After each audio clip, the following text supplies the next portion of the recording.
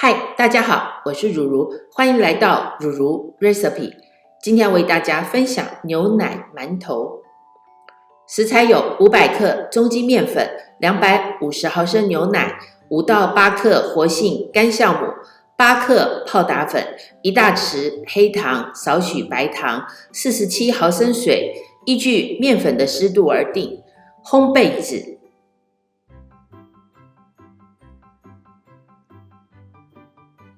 先将牛奶250毫升加热至华氏110度摄氏43度，加入8克活性干酵母之后，马上平均撒上少许的白糖，放置5分钟后会出现酵母粉味，10分钟时味道变融合，出现淡淡的甜味。一个大盆子中放入面粉500克、8克的泡打粉，加入1大匙黑糖，搅拌均匀。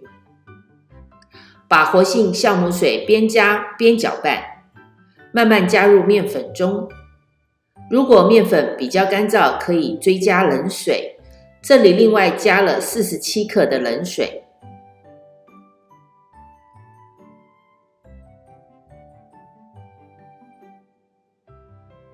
调至所需要的湿度，把面絮揉成团，盖上保鲜膜。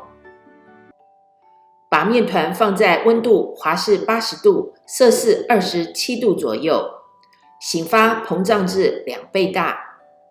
这是醒发好的面团内部的结构。醒好的面团很容易揉光滑，大概2-3分钟左右。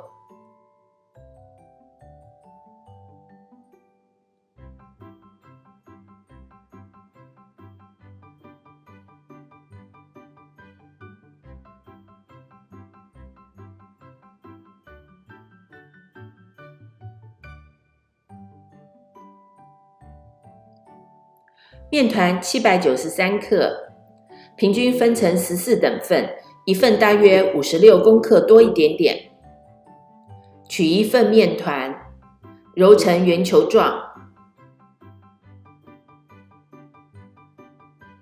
放上预先准备好的烘焙纸，放入蒸笼内，盖上盖子。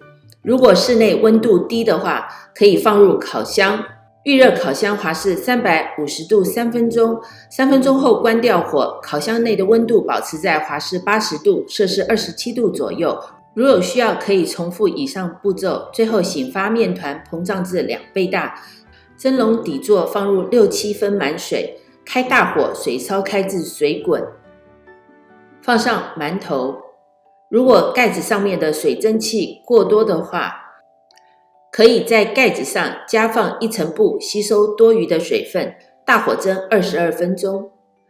可以用手打一下馒头的表皮，如果有弹性的话，表示已经蒸好了。准备一个大盆，下面垫上1层纸巾，放入一个一个蒸好的馒头，记得要把它盖上盖子或者布，保持湿度。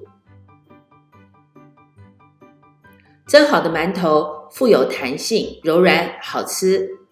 等完全放凉了之后，再放入袋子中，可以放入冰箱冷藏内保存1个礼拜，冷冻保存3个月。如果要吃的话，可以直接从冷冻或冷藏取出，放入电锅蒸，外锅放1杯水，蒸15分钟。蒸好的馒头又香又软，就像刚刚蒸出来的一样。谢谢收看如如食谱，下次见。